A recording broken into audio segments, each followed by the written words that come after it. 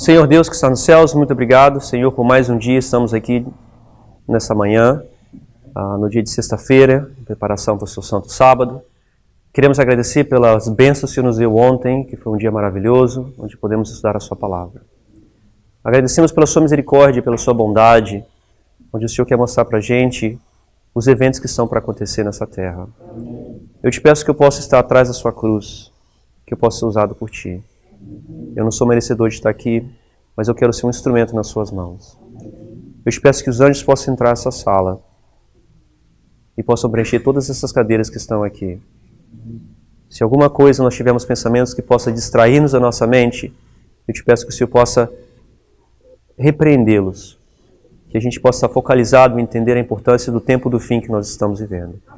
Isso que nós te pedimos em nome de Jesus. Amém.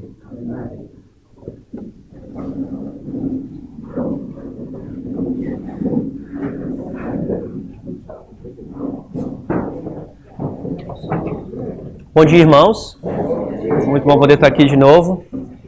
Antes de começar, eu queria fazer uma revisãozinha bem rápida do que nós já falamos. Nós comentamos ontem sobre o Evangelho Eterno. Nós vimos que o Evangelho Eterno é o mesmo que é feito desde o Éden, que são as 3 mensagens angélicas. Esse Evangelho Eterno somos nós que somos incumbidos a levar. Deus nos usa como seus mensageiros. Essa mensagem vem direto do Espírito Santo, onde ela quer convertermos a gente do nosso pecado, da justiça e do juízo. Ontem o irmão Guilherme comentou vários exemplos dos 3 passos. Além disso, nós estudamos sobre a história da raça humana, nós estudamos a história do papado, estudamos as igrejas, correto? As 7 igrejas. Falamos que o tempo de perseguição papal, lembra a igreja de Tiatira, que estava na Europa, que estava representada por uma igreja que tinha uma prostituta, lembra-se disso? Tinha uma prostituta, também chamado Jezabel, correto? A igreja de Tiatira, porque deixaram Jezabel fazer o seu trabalho, mas ao mesmo tempo, durante aquele período, existia uma igreja pura, que era a igreja de Apocalipse capítulo 12, que é essa igreja que teve que fugir para o deserto. Fizemos a conexão que essa igreja tem que sair de lá e ir para Sardes, que é os Estados Unidos, né? Fizemos toda essa comparação. Também voltamos na época de Cristo. Vimos que as 7 igrejas também, como começaram na época de Cristo com Éfeso, eles estavam vivendo o período de Laodiceia. Por que nós falamos isso? Porque o Espírito de Profecia comenta que os 70 anos de cativeiro babilônico literal é igual a 1260 anos de cativeiro babilônico pelo papado. Então nós trouxemos essa outra igreja para a época da história, desde Moisés à história de Cristo. Nós vimos que Cristo passou da igreja de Laodiceia para a igreja de Éfeso. Isso foi algo que aconteceu, como se diz, um em cima do outro, não é linear. Então nós estudamos isso também. E nós falamos que Deus, no final dos tempos, Ele quer ter uma igreja, não que é Laodiceia, porque Ele vai cuspir a gente da boca dele, mas Ele quer que nós tenhamos a experiência de Éfeso. Também na segunda palestra nós estudamos Apocalipse capítulo 10. Vocês lembram disso? Apocalipse capítulo 10, nós começamos a estudar sobre os 7 trovões. E Apocalipse 10, nós vimos que esse anjo, que é Cristo, correto? Nós lemos a nossa apostila lá, ele pisa um pé na terra e outro pé no mar. Vocês lembram? Desenhando aqui bem rapidinho. Se isso aqui é a terra, o pé está aqui pisando. Na terra, tinha quem que estava na terra? Uma besta, correto? Que estava representado por qual poder? Apocalipse 13, nós vemos que tem 2 bestas, lembram-se disso? Apocalipse 13 é uma besta que sai do mar e uma besta que sai da terra. A que está na água, desculpa, que é da água, nós vemos que era representado por quem? Pelo papado, certo?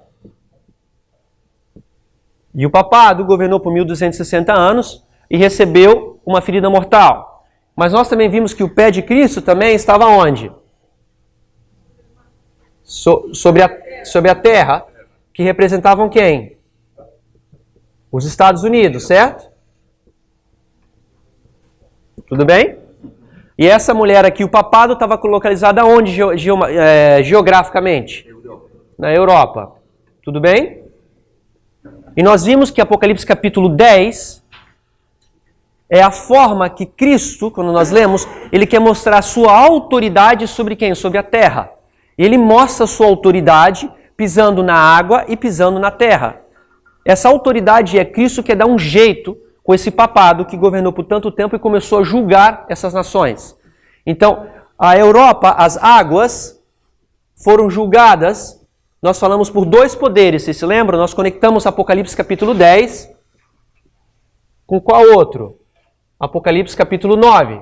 Vocês lembram?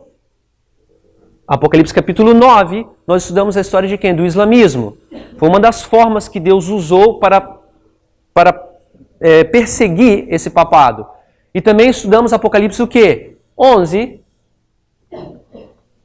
que nós vemos aquela nação de dois chifres, lembram-se disso? Que era a França, caracterizada por Egito e Sodoma. Lembram disso? Sim. E nós vimos que esse poder que a França tinha era um novo poder que saiu da onde? Do abismo, correto? E o grande conflito fala que um poder que sai do abismo é uma nova manifestação do quê? De um poder satânico. Nós vimos 3 exemplos disso. Vocês lembram disso? Um exemplo foi quem que saiu do abismo? França, Apocalipse 11, versículo 8. Vamos botar aqui 11, versículo 8. O islamismo, que está em Apocalipse 9. E ele papado, que está em Apocalipse o quê? 17. Tudo bem?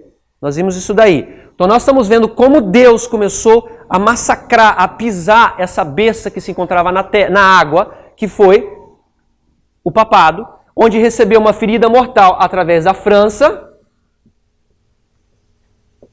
e também do islamismo. Só que essa besta era uma prostituta que tinha muitas filhas, correto? Uma das filhas dela escapou da Europa e foi para onde? Correto? Uma filha que foi quem? O protestantismo, certo? Então, Cristo também, quando tem nessa visão que João tem, ele também está pisando quem? Os Estados Unidos. Só que é um processo o quê? Progressivo. Nós estudamos que depois que começou a Constituição Americana, teve uma separação entre o quê? Igreja e Estado. É o que segura o papado não retomar o seu poder. Então, depois que ele foi amassado aqui, a sua filha fugiu para os Estados Unidos, e o papado tem de novo a vontade de reconquistar o quê? As nações da terra. Correto? Nós vimos que essa ferida mortal não foi que a Igreja Católica deixou de existir. A Igreja Católica simplesmente perdeu o seu poder político e religioso, controlando as nações. Tudo bem? Até aí? Então, essa mais ou menos foi a história de Apocalipse capítulo 10. Com isso, nós queremos introduzir o tempo do fim. Nós então abrimos o quê? Daniel, capítulo 11, correto? Versículo 40. Então, o que eu quero contar hoje com vocês, a primeira palestra, nós estudamos a linha millerita. E uma das coisas muito importantes que nós temos que entender é o tempo do fim. Me perguntaram ontem, depois da primeira palestra, o que é o tempo do fim? O tempo do fim é o seguinte, se vocês olham a apostila de vocês, eu botei várias citações lá, que são citações muito conhecidas por nós. E a primeira citação na sua apostila, na página...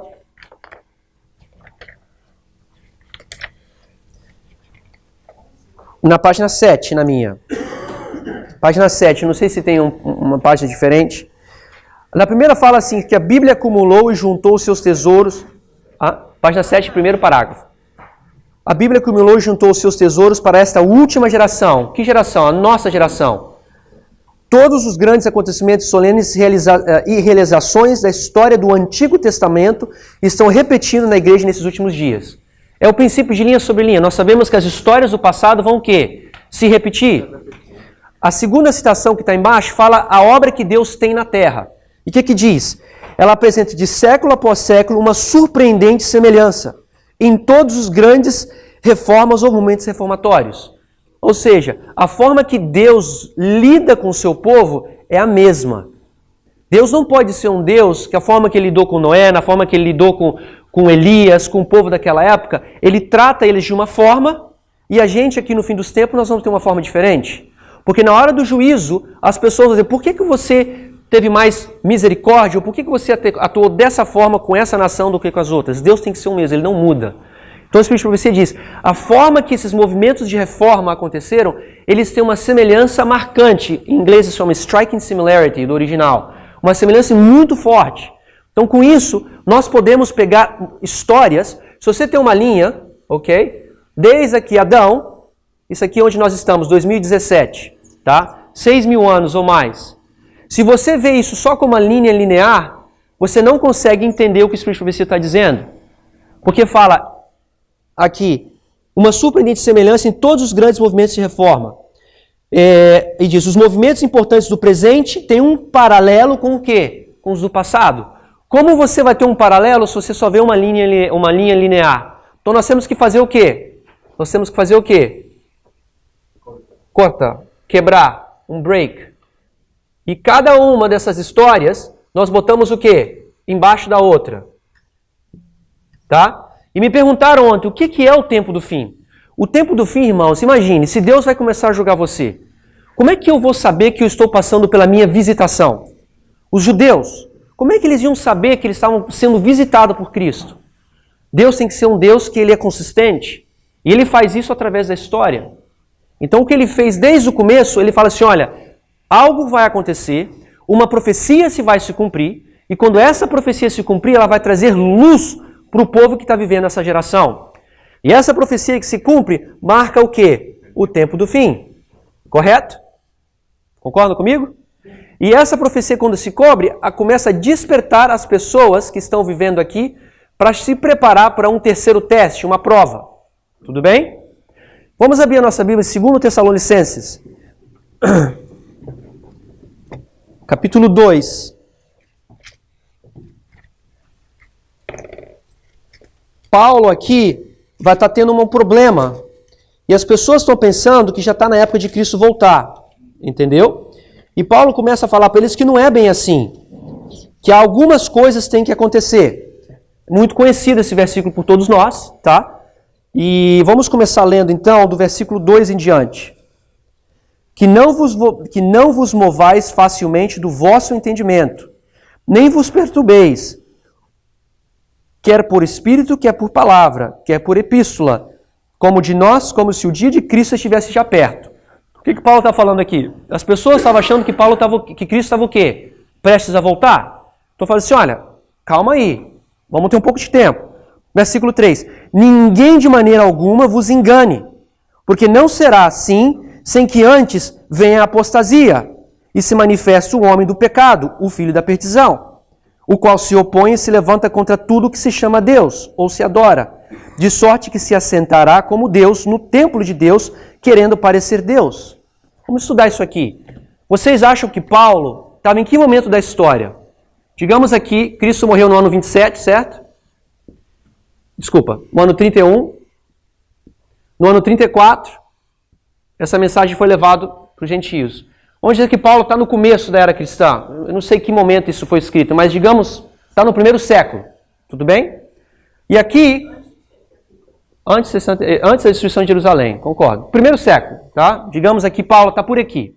Tá bom? Ele está falando assim, ó, a segunda vinda de Cristo não vai acontecer sem antes se manifeste quem? O homem do pecado. Quem é o homem do pecado? Que se assenta no lugar de Deus, quer ser como Deus. Quem é o homem do pecado? Lúcifer é o homem do pecado, mas Lúcifer não está na terra. Quem que representa o papado? Então Paulo está falando aqui, não se preocupe que Cristo não vai vir até quando que o papado, o homem do pecado, se manifeste no centro, no seu trono. Em que momento em que momento o papado sentou no trono? 538, certo? Então Paulo está falando para os discípulos aqui, Cristo não vai voltar até quando? Que o homem do pecado se manifeste no seu lugar, tá? Então aqui nós temos uma história que ele está dizendo, nós temos que esperar esses eventos. Por exemplo, desde a época de Adão, existia uma promessa do pecado, que a promessa era o quê? Que quem ia vir? O Messias. Vocês concordam comigo? O Messias ia vir para a terra. Só que, eles sabiam quando? Não. Adão. O Messias ia vir, correto? Só que é uma interrogação muito grande. Em que momento eles sabiam, ou eles tiveram um melhor conhecimento de quando Cristo iria vir? Porque o que eu quero mostrar para vocês, primeiro, nós temos algo que está falando, uma profecia, algo que diz que algo vai acontecer. Só que nós não sabemos quando. Então Adão, até quando chegou Daniel, correto? Capítulo 9, que falou o quê? Vocês têm quantas semanas? 70 semanas. Existe algo que diz que algo vai passar, mas ele vai ser confirmado através de quê? De uma profecia. Então isso aqui foi quando Cristo nasceu, né, no ano 4 a.C., Mas essa profecia se cumpriu através de Daniel capítulo 9. Outro exemplo, a mesma coisa. Cristo nasceu aqui, correto? Nós agora estamos em que era? A era cristã, a era da igreja primitiva, a igreja de Éfeso. Nós temos Paulo, que está aqui no primeiro século. E os discípulos estão achando que Cristo vai o quê? Voltar, certo? Mas Paulo falou o quê? Pode ficar preocupado, que não vai acontecer até que o homem do pecado o quê? Se manifeste. Só que quando que o homem do pecado vai se manifestar?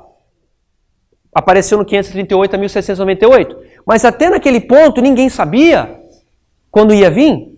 Quando que eles começaram a entender quando Cristo iria vir? Isso aconteceu em que tempo? 1798. Por quê? Começou o quê? O tempo do fim. Então, da mesma forma para nós hoje, que nós estamos vivendo aqui, nós temos que ter uma profecia que vai marcar, não a data de Cristo, mas os eventos que estão correlacionados com a sua vinda. Tudo bem? Então, é importante nós entendermos a história de uma forma linear. E quando esses movimentos reformatórios acontecem, nós pensamos que é um tempo de preparação. Mas na realidade, irmãos, é um tempo de prova. Porque ontem o Guilherme leu para a gente Isaías capítulo 28, versículo 17, que o juízo é regrado de que forma? Numa linha.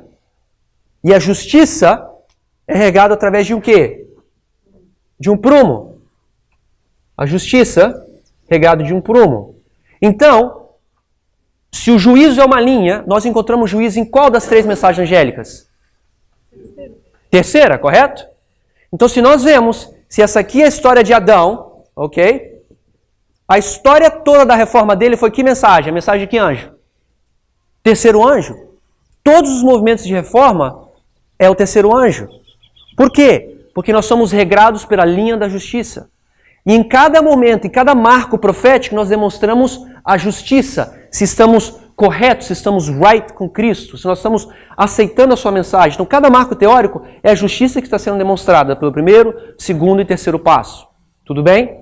Então, nós pensamos que esse período aqui é um tempo de preparação. Mas esse é um equívoco muito grande que temos. Porque não é preparação, é um tempo de quê? De prova. Deus está fazendo o que conosco? Está testando a gente em 3 etapas. 1, 2, 3. Então, a gente pensa, nós temos tempo para nos preparar, nós vamos viver a nossa vida do jeito que nós vivemos, mas não, a cada momento da nossa vida nós estamos sendo testados. Então, isso era simplesmente para mostrar para vocês, irmãos, que a Bíblia, ela nos diz os eventos, mas até se cumprir algo, nós não sabemos quando acontecerá. Então, o tempo do fim é muito importante, porque se você não sabe marcar o tempo do fim, você não sabe quando está chegando a sua geração. Porque como a gente falou ontem, os evangélicos todos acham que Cristo está voltando. Todos. Porque todos leem Mateus capítulo 24. Correto? Vai ser como pestes, terremotos, tudo que você imaginar, mas também como os dias de Noé. Todo mundo sabe, se você, por exemplo, põe a história de Noé aqui, é fácil você dizer o fim. Porque fala Noé e Ló. Em Lucas fala Ló também. O fim é fácil. Qual seria o fim aqui? Fechamento da porta lá da arca, correto? A partir dali ninguém mais podia entrar. Ló, que momento seria o fim aqui?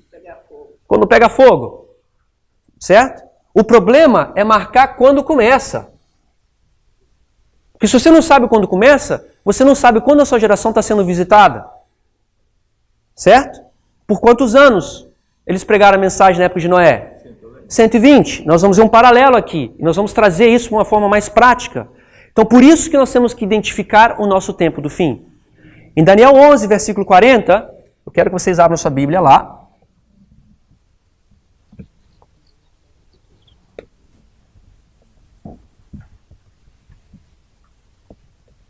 Eu vou perder um pouco de tempo explicando o tempo do fim, e nós vamos fazer em etapa. Tá bom? Se vocês abrem sua Bíblia, Daniel 11, versículo 40...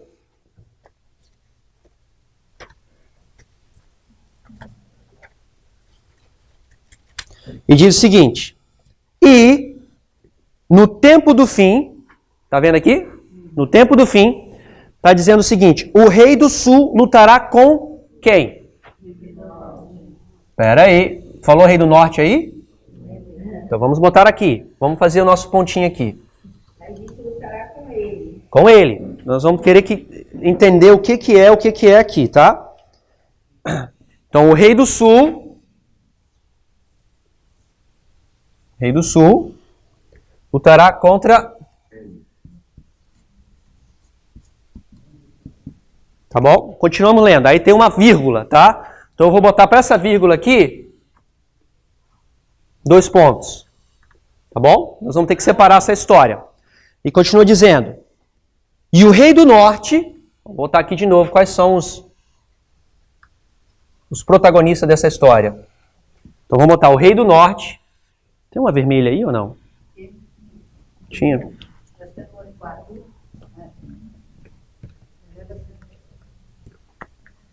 E o rei do norte, o que diz lá? Se levantará contra quem? Contra ele. Então vamos escrever aqui.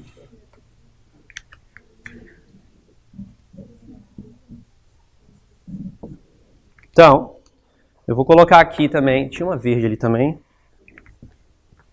Nós vamos ficar perdendo bastante tempo nisso. E o que falou aqui no começo? O tempo do fim. Vamos botar uma box aqui, tá? E aqui está escrito tempo do fim, ok? Aí continua dizendo o quê?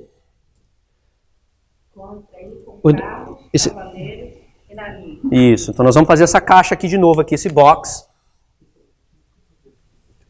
Capítulo 2 de Tessalonicenses, versículo 3 e 4. 2, 3 e 4. Então nós vamos colocar aqui, você vai ter o quê? Carros.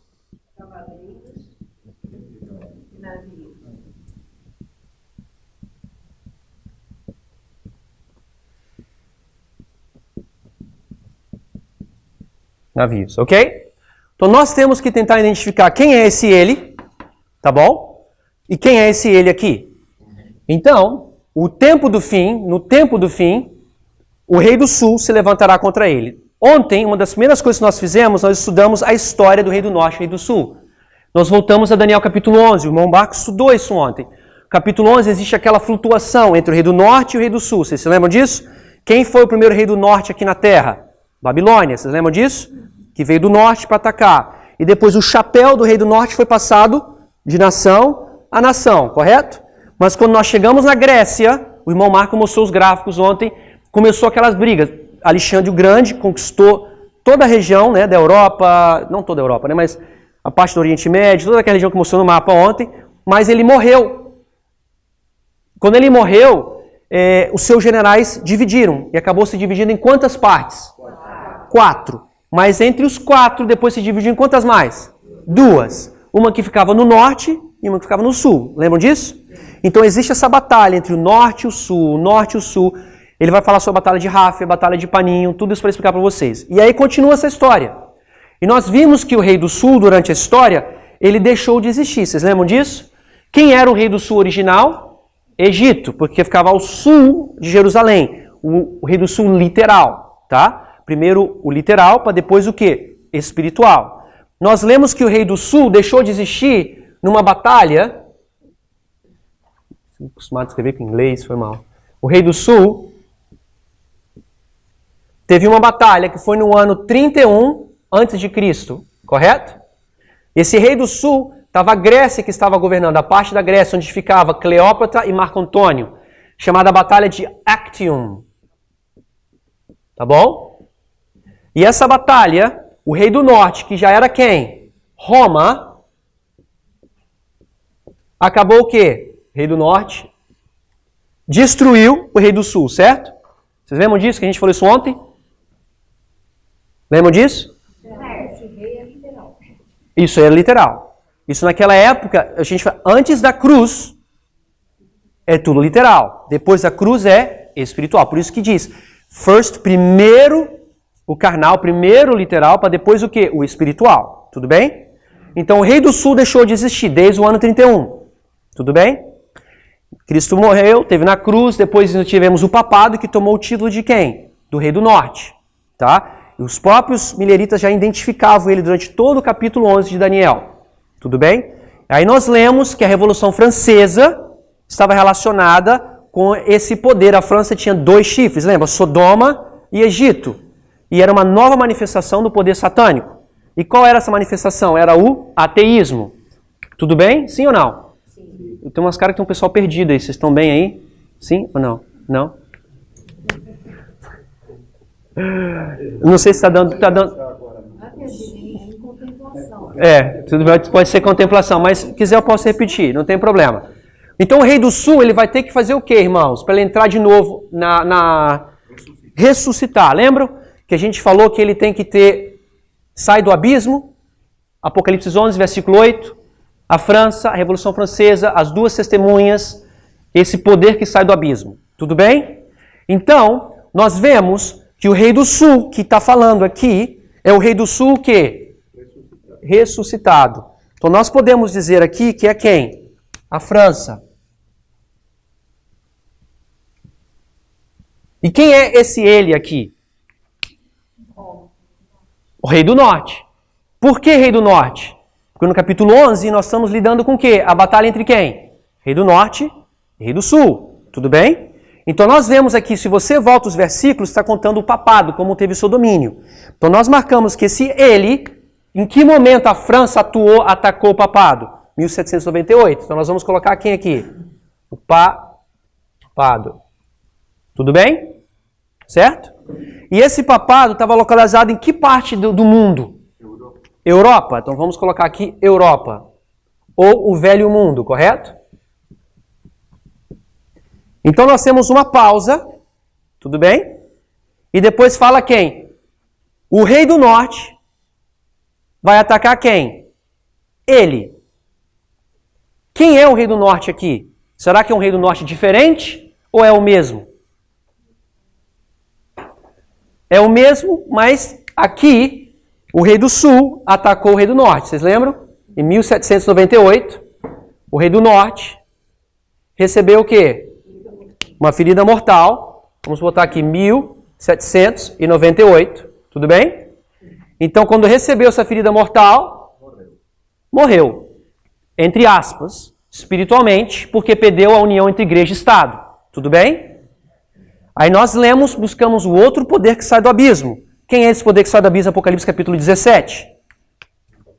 O rei do norte. Nós botamos aqui, vou botar uma conexãozinha aqui.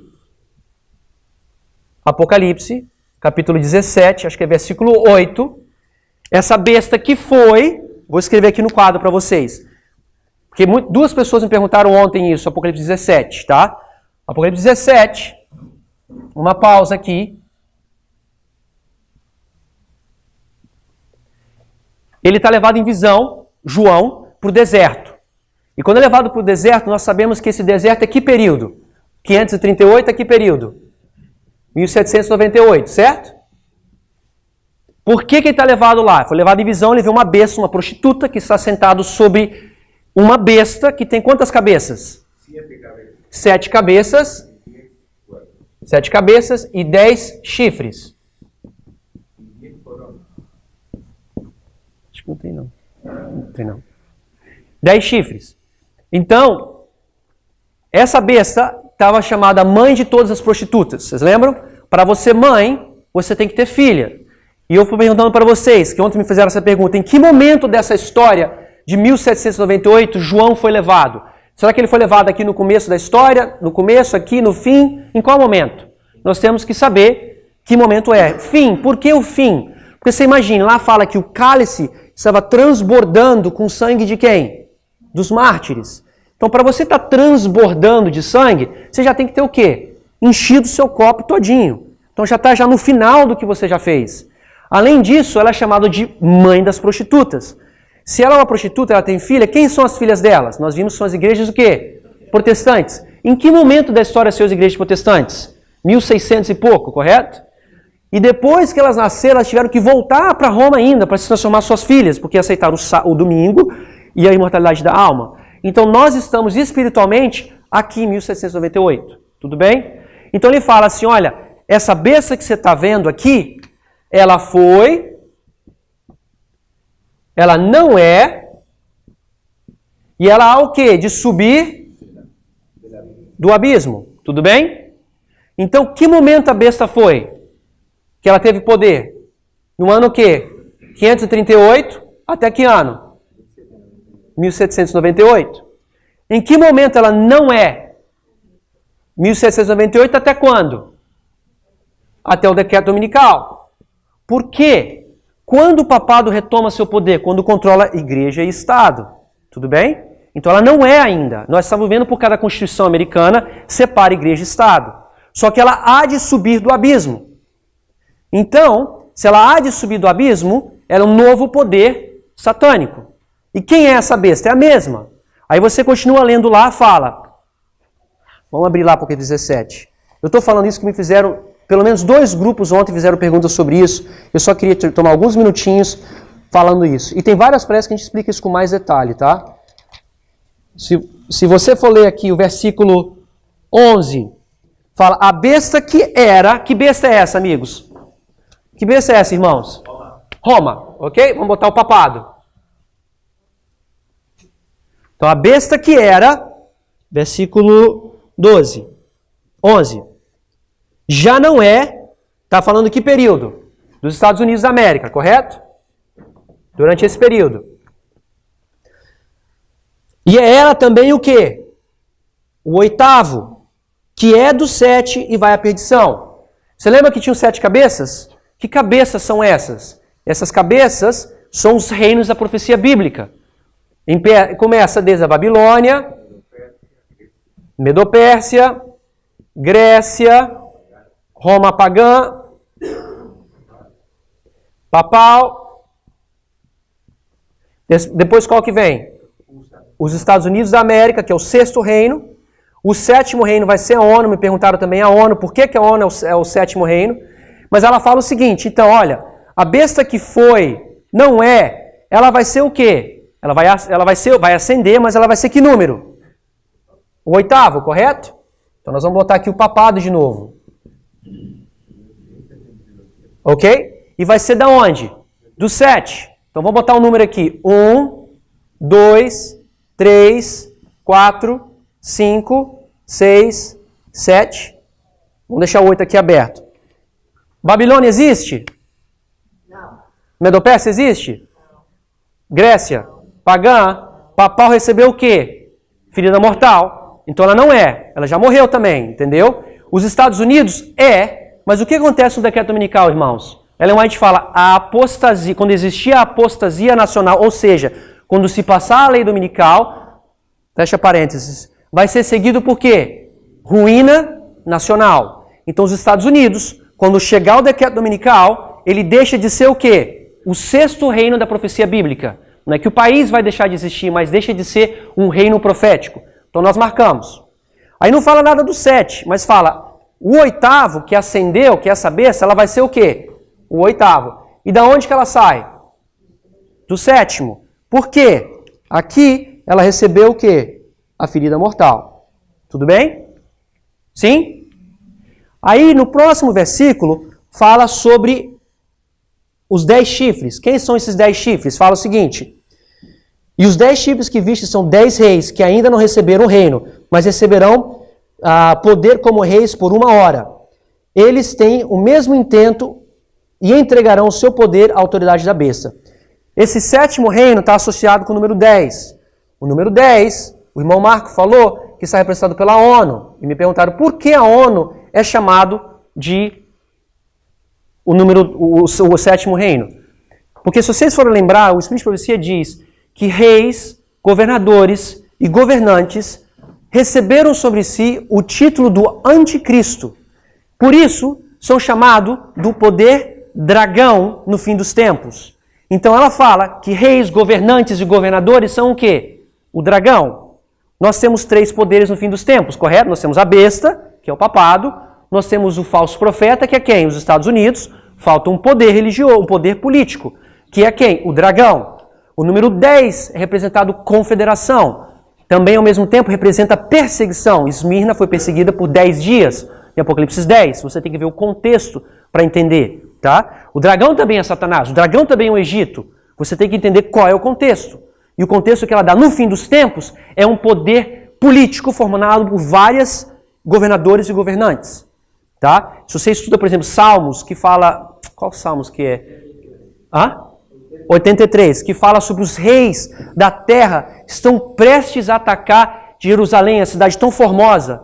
Esses reis da terra são relacionados ao Apocalipse 17, são essas confederações, mas temor como uma mulher tendo parto começa a assustar eles. E vem os ventos do Oriente, que é o islamismo, e assusta eles, tá? Mas você vê o número 10 como confederação. A ONU divide a Terra em 10 regiões, tá? Isso vocês podem assistir isso em outras palestras. Enfim, então quando você vê aqui, esse 10º vai dar o seu poder para a besta por 1 hora, tá bom? Então quando nós voltamos aqui, nós temos que ver que esse papado que recebeu uma ferida mortal, ele vai continuar sendo o quê? O rei do norte, correto?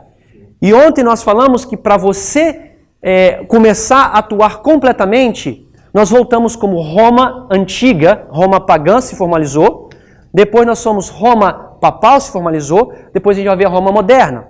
Quais são? Eles têm que conquistar 3 áreas geográficas. 3 áreas geográficas. Roma pagã, vocês se lembram? Daniel 8, versículo 9, ela teve que conquistar quantas áreas? Vocês lembram?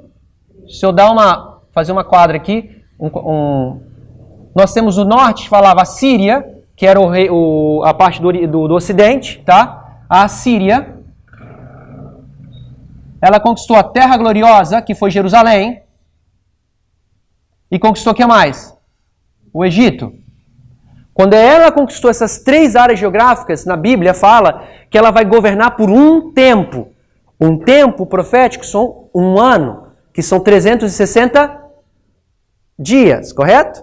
Então, por 360 anos, Roma governou desde o ano 31, você lembra do ano 31 que eu botei aqui?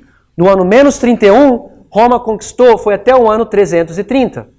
Depois disso, Roma como nação profética começou o quê? A descender. E qual foi a próxima que surgiu? Roma papal. E Roma papal também acha que vai ter que conquistar quantas áreas também? 3 áreas. 8 ou 9? Deixa eu confirmar com você, tá? Daniel 8, versículo... Versículo 9. E um deles saiu um chifre muito pequeno que cresceu muito para o sul, que é o Egito, para o oriente, que é a Síria, e para a Terra Gloriosa. Tá bom? Daniel 8, capítulo 9. Na mesma coisa aconteceu no papado. O papado teve que conquistar quantas áreas geográficas? Lembra no capítulo 7 de Daniel, aquela besta tinha 10 chifres, né? 1, 2, 3, 4, 5, 6, 7, 8, 9, 10. 3 tive que cair, correto? Para subir 1 que tinha olhos de blasfêmia, certo? Tudo bem? Então, quantas áreas geográficas foram? 3. Roma moderna, irmãos, você acha que vai seguir o mesmo padrão? Claro que vai. Moderna, vamos dizer. E quais são essas 3 áreas geográficas? A primeira área geográfica, irmãos, é quem? O rei do sul. Por que ela vai conquistar o rei do sul? A gente já vai explicar. No versículo 41, ela vai conquistar o quê? A Terra Gloriosa. Que é quem? Que é os Estados Unidos da América. Tá bom? Depois, o terceiro vai ser o quê? O Egito. Versículo 42 de Daniel. Tudo bem? Então, esse rei, esse poder papal tem que conquistar 3 áreas geográficas. Eu sei que muitos de vocês já sabem isso. Então, quando nós voltamos aqui, esse rei do norte que recebeu uma ferida mortal, nós sabemos que ele vai entrar de volta na cena de Daniel, versículo 40. Então, nós vamos marcar esse rei do norte com uma letrinha o quê? R de quê? De ressuscitado. Quando que esse processo de ressuscitação do papado começou? Isso nós vamos mostrar para vocês, 1989, vou mostrar para vocês lá. Mas é um quê? Processo, lembra? Tem que conquistar 3 áreas geográficas, tá bom? Então nós vamos marcar o começo dessa ascensão do papado. O papado está completamente no poder quando ele conquistar as 3 áreas geográficas. Aí ele começa de novo a governar. Então esse rei do norte vai atacar de novo quem? A ele. Quem será que é ele? O rei do sul. Por que o rei do sul? Então vamos botar aqui. Antes, nós entendíamos que era a União Soviética. Hoje, nós entendemos que é formado pela Rússia. Ok? Vou botar aqui, então, o rei do sul. Uma pergunta. Será que esse rei do sul é um rei ressuscitado? Como foi esse daqui? ou simplesmente uma continuação da mesma coisa? É uma continuação, não é um novo poder que sai do abismo. Isso é muito importante, irmãos, para a gente entender o tempo do fim. Porque olha aqui, a diferença disso daqui, o rei do norte, ele vai se fazer de quê? De carros, cavaleiros e navio. Se você estudar na Bíblia, carros e cavaleiros é um poder o quê? Militar. E navios é um poder o quê? Então nós vemos que esse novo poder, o rei do norte, se baseou de quem? Desse poder para conquistar quem? O rei do sul. Tudo bem? Então isso é uma forma da gente explicar bem Daniel 11. Se você for pensar aqui, o caráter de Deus, irmãos, está demonstrado que ele quer mostrar o quê? O fim desde o princípio. Abra sua Bíblia agora em Isaías 46, versículo 10. Isaías 46, 10. Todos nós conhecemos esse versículo, usamos muito comum. E eu vou fazer o seguinte paralelo com vocês, irmãos, aqui também. Deixa eu apagar isso aqui de cima.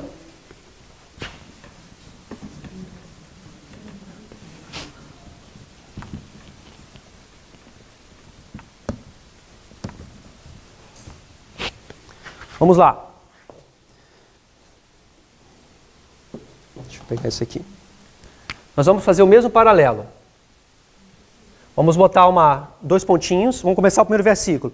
Eu anuncio o quê? O fim desde o princípio. Então nós vamos colocar aqui. Ele anuncia o fim. O fim desde o quê? Princípio. Podemos botar o alfa? Pode ser? Aí o que acontece no versículo? E desde a antiguidade, as coisas que não sucederam. Então, desde o quê?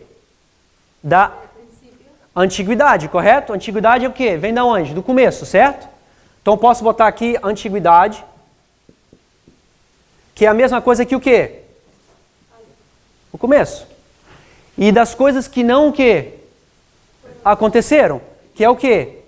O fim.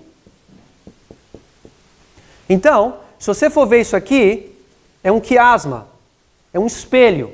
Se você tiver um espelho marcado aqui, você põe aqui, esse aqui é o ômega, correto? A gente põe o ômega aqui e o alfa aqui embaixo. E aí você vai virar esse espelho, como é que vai fazer? Onde que vai aparecer o alfa? E onde que vai aparecer o ômega? Ok? Então, esse é um quiasma que Deus usa. Aqui está o caráter dele. Isaías, capítulo 46, versículo 10. Você põe uma pausa, você vê o fim desde o princípio desde o fim. Olha aqui, rei do sul, rei do norte. Olha o quiasma. Rei do norte, rei do sul. Você está entendendo? Conseguiram captar?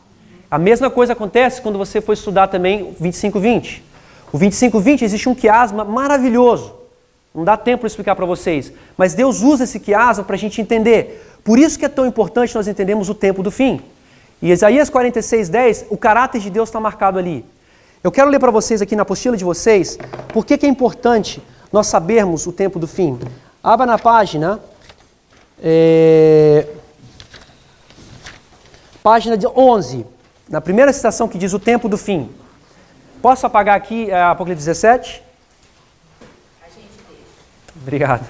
Não, eu vou deixar aquele canto ali. Como é que está meu tempo? 46.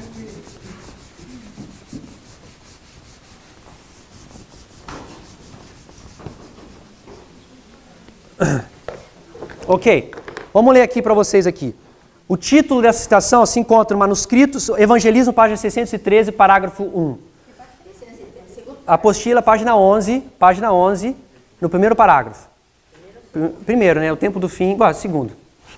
Debaixo do subtítulo, primeiro parágrafo. Está aqui, o primeiro parágrafo em cima.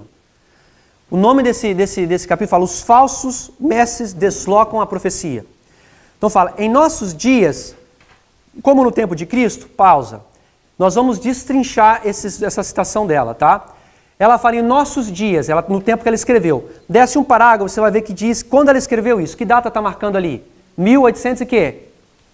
97, tá bom? Então ela está falando aqui, vamos começar aqui. Em nossos dias, 1897, tá bom? Vamos lá. Como nos dias de quê? Nos tempos de quem? De Cristo. Então vamos trazer a linha de Cristo aqui então, tá? Nós vamos botar a linha de Cristo aqui. Cristo começou o ministério dele em quando? 27, terminou no 31, correto? E terminou tudo a última semana no 34, tudo bem? Então vamos marcar Cristo aqui. Então ela está pegando a história dela. Que história foi essa, irmão? 1897. Vocês se lembram? Vocês se lembram o que aconteceu alguns anos atrás, em 1888? Em 1888 a Igreja Adventista teve a conferência de Minneapolis. Essa foi a conferência que teve... qual é a palavra que eu posso usar? Foi uma conferência que marcou a Igreja Adventista do Sétimo Dia. Porque a igreja recebeu uma mensagem do terceiro anjo, a mensagem de justificação pela fé, que é a mensagem do terceiro anjo em verdade, está na sua apostila. E essa mensagem foi dada por duas pessoas, que foi quem? Wagner e Jones e Wagner. E essa mensagem foi o quê? Rejeitada pela igreja. Tudo bem? E ao ser rejeitada pela igreja, Ellen White literalmente usa essa palavra. Nós vamos wander in the desert. Nós vamos pastar, nós vamos vagar no deserto.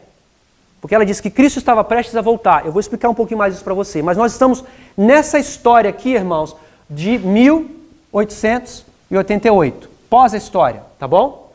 E ela fala que nessa história, o quarto anjo de Apocalipse 18 desceu. Só que só começou a sua obra. Eu vou explicar para vocês com calma isso. Então nós estamos nessa história. Então ela fala assim, olha, em nossos dias, como nos tempos de Cristo, pode haver uma leitura ou interpretação errônea das Escrituras. Caso os judeus houvessem estudado as mesmas com oração, com coração sincero, secundando isto com o coração, suas pesquisas haveriam sido recompensadas com o verdadeiro conhecimento do tempo, e não somente deste, mas também do quê? Da maneira do aparecimento de Cristo. Então ela está falando, se os cristãos, os judeus daquela época, tivessem estudado as Escrituras com o coração aberto, e eu proponho para vocês o quê? Profecia, eles teriam entendido duas coisas. O que que fala aqui? O tempo, o que mais? E a maneira, a forma. Que tempo é esse? É o tempo do fim, correto? Da onde que veio o tempo do fim para eles? Os judeus. Qual foi a profecia? Da vida do Messias. Correto? Que se encontra onde? Daniel 9, correto? Se eles tivessem entendido as profecias, tudo bem? Então vou botar Daniel 9. E também entendido que a maneira, o irmão Nestor falou ontem pra gente aqui, eles estavam esperando um Cristo diferente, correto? Eles estavam esperando um Cristo diferente, uma pessoa com armadura, uma pessoa que ia resolver todos os problemas. Então eles não entenderam que a forma como Cristo veio, tudo bem? A forma que Cristo... Isaías 53. Vamos continuar lendo. Então nós estamos aqui voltando na história do quarto anjo, porque nesse período aqui, irmãos, Ellen White fala que o anjo de Apocalipse 18, Apocalipse 18, se cumpriu, tá? Só que depois ela fala, ele começou o seu trabalho, ele não terminou. Eu vou explicar por que isso. Mas vamos continuar. Não entendi a maneira para o presidente de Cristo. Não haveriam tomado o glorioso segundo advento de Cristo pelo primeiro. Tinham testemunho de quem? De Daniel. Tinham testemunho de quem? Isaías. Tinham testemunho de quem mais? Outros profetas. Possuíam os ensinos de quem? Moisés. O que ela está fazendo aqui? Ela pegou quais linhas de reformas? Várias linhas de reforma e começou a jogar o quê? Uma em cima da outra. Eles tinham todas essas linhas de reformas. E ali estava Cristo mesmo em seu meio. E ainda estavam investigando as Escrituras em busca de provas contra a sua vinda. Ou seja, Cristo estava no meio deles e eles estavam procurando provas na Bíblia para dizer que Cristo não era o Messias. Você imagine, tinha todas as provas de linhas sobre linhas. É bonito a gente falar para o passado, tá? Mas saber quando a gente trazer para o nosso tempo de hoje. E eles estavam querendo dizer que provar que ele não era o Messias. E estavam fazendo a Cristo justamente as coisas que haviam sido profetizadas que eles haviam de fazer. Estavam tão cegos que não sabiam o que estavam fazendo. E muitos estão fazendo o mesmo agora. Então ela está trazendo qual história agora, irmãos? A dela. Tá? Está falando naquele tempo. Eles estão fazendo o mesmo agora. Por quê? Porque não têm tido a experiência nas provantes mensagens compreendidas na primeira, segunda e terceira mensagem angélicas. Do inglês fala, porque eles não experimentaram essas mensagens de teste, tá? Compreendidas na primeira, segunda e terceira mensagem angélica. Ok, ela está aqui em 1888, naquele período, tudo bem? E ela fala assim, do mesmo que aconteceu com Cristo, não entenderam o tempo nem a maneira. Aqui, eles não entendem quem? A.T. Jones, né, o Jones, e o Wagner. Ok. Vai ser a mesma coisa, correto? Não vão entender o quê? O tempo e a maneira. Qual é o tempo, irmãos? Que ela disse, Cristo estava prestes a voltar em 1800, naquele tempo. Por quê? Se vocês se lembram, irmãos, 1888, depois daquela conferência, os Estados Unidos tentou passar a primeira lei dominical. Vocês se lembram? Se chamava The Blair Bill, a lei de Blair. E esses dois jovens foram aonde, irmãos? No Congresso, e foram lá, defenderam a Constituição Americana, que são os materiais de 1888. E ao defender a Constituição, o que aconteceu? Não chegou a lei dominical. Deixa eu só fazer isso aqui. Apocalipse 18, irmãos, quando você for ler, ele está dividido da seguinte forma. Primeiro versículo, segundo e terceiro versículo e quarto versículo. O primeiro versículo é o anjo que ilumina a terra com a sua glória, tá? O segundo versículo, o segundo e o terceiro fala caiu Babilônia. E qual é o quarto? Sai dela, povo meu. Quando é que você sai dela, povo meu? No decreto dominical. Então aqui, irmãos, em 1888 o anjo desceu. A lei dominical iria passar nos Estados Unidos. O que aconteceu? Digamos que aqui seria o sai dela, povo meu, versículo 4, tá bom? Sai dela, povo meu. Chegou a lei dominical lá? Não. Por que não chegou? Porque eles não aceitaram o quê? A mensagem. A mensagem do tempo, a mensagem profética, que é Apocalipse 18, iria se cumprir. E ela falou, o anjo começou o seu trabalho. E a maneira? Como é que pode dois moleques chegar numa conferência geral, um era até médico, acho que devia estar estudando medicina, chegar aqui no meio desses doutores todos, que fizeram teologia, o Ray Smith, estava todo mundo lá, o presidente Daniels, folgados, a tia falou, esses dois folgados, que ousadia você tem de chegar aqui na nossa conferência, falar que a sua mensagem, justificação pela fé, é a mensagem presente. E pior de tudo, sabe quem estava apoiando eles? Ellen White. Então você imagina, o que eles fizeram com A.T. Jones e Wagner? Eles fizeram o quê? A maneira, esses dois jovens, né, que não tem nenhum doutorado, não tem nada, quem são vocês para vir aqui? Rejeitaram o quê? A maneira, da mesma forma que foi rejeitado com Cristo. Continuamos a nossa história. E outra coisa, eles não experimentaram o quê? A primeira, a segunda e a terceira mensagem.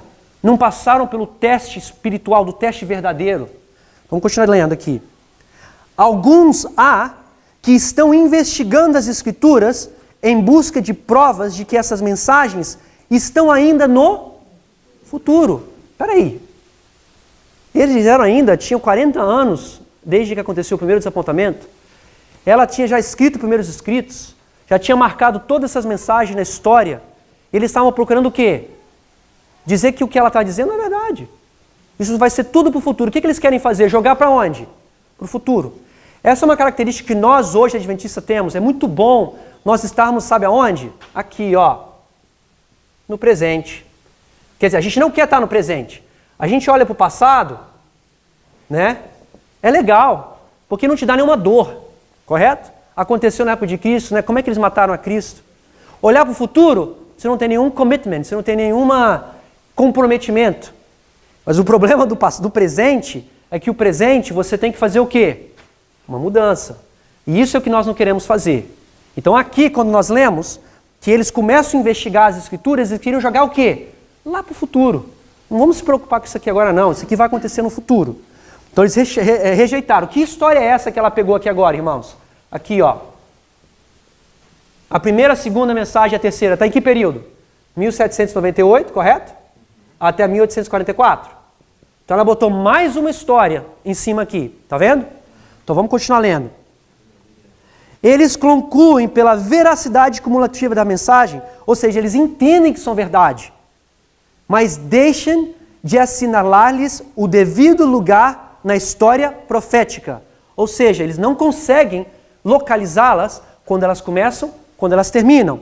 E continua dizendo: portanto, essas pessoas acham-se em perigo de transviar o ponto enquanto a localizar as mensagens. Elas não sabem como localizar. Eles não veem e não entendem o que, irmãos?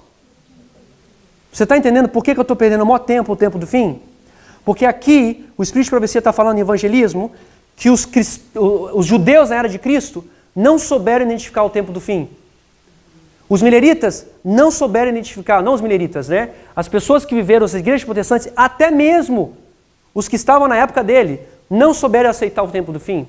Agora aqui de novo, na história deles, eles não sabem o quê? Aceitar o quê? O tempo do fim da história de Jones and Wagner. Tá? Você acha que vai acontecer a mesma coisa com a gente? Você acha que nós somos especiais, que não vai ter isso? Continuamos lendo aqui. Não vê e não entende o tempo do fim, nem o tempo em que deve aplicar essas mensagens. O dia de Deus vem com passos furtivos, que é a lei dominical, mas os pretensos sábios e grandes homens estão fazendo o quê? Tagarelando acerca de quê? Uma educação superior.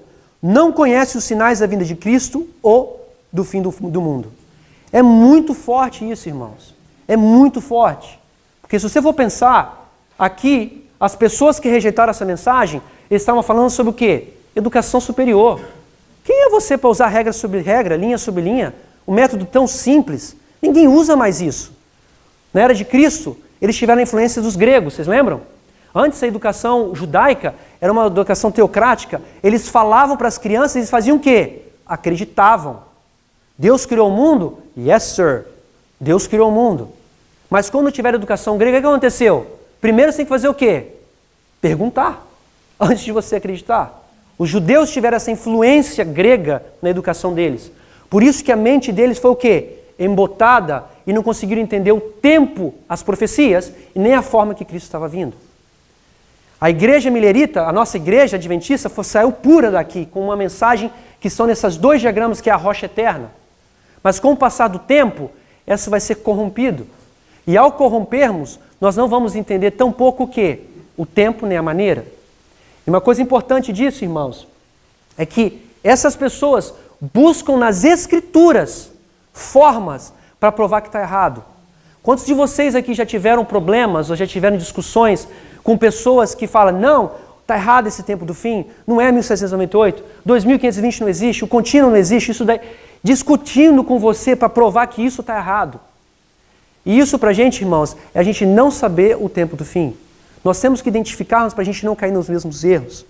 Quando você lê aqui, desce mais uma aqui, ó, autoridades eclesiásticas, são, na página 11, fala assim, os grandes guias do pensamento religioso desta geração, ou que é a geração dela, que é a geração que nós vivemos agora, anunciam os louvores daqueles que proclamaram a semente das verdades dos séculos.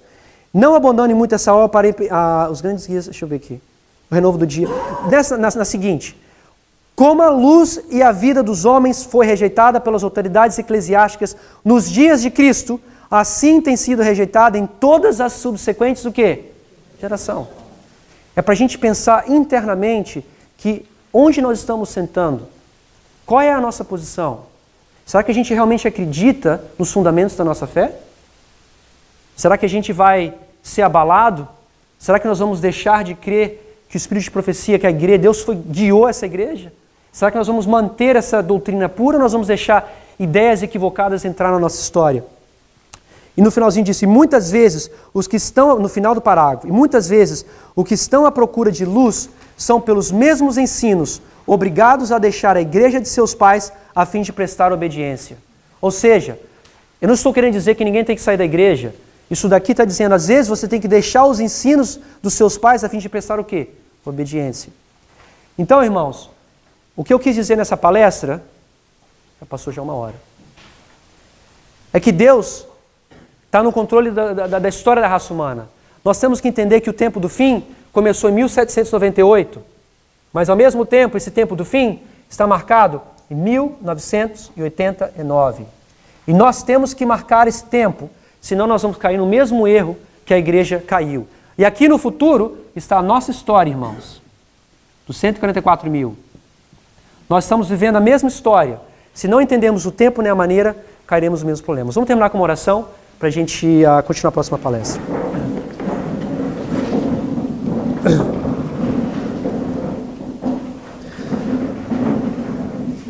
Querido Pai que está nos céus, obrigado pela sua misericórdia e bondade. Obrigado por essas palavras que lemos aqui agora. Eu te peço que o Senhor possa ter misericórdia de nós. Que nós possamos entender todos esses paralelos da história da raça humana com o seu amor e misericórdia. O Senhor está mostrando história atrás história que o Senhor está aqui para provar o seu povo.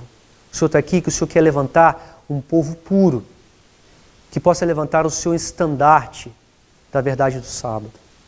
Nós temos problemas, mas queremos passar pelo processo da conversão. Queremos ter esse plumo da justiça, que cada vez que baixe na nossa vida, nós podemos dizer, passamos ou não passamos, mas que sim passamos nesse teste da justiça. Eu te peço que essas palavras possam ressonar nos nossos corações ao sairmos daqui, que possamos pensar e meditar nessa mensagem que o Senhor está nos dando. Perdoa os nossos pecados, em nome de Jesus. Amém.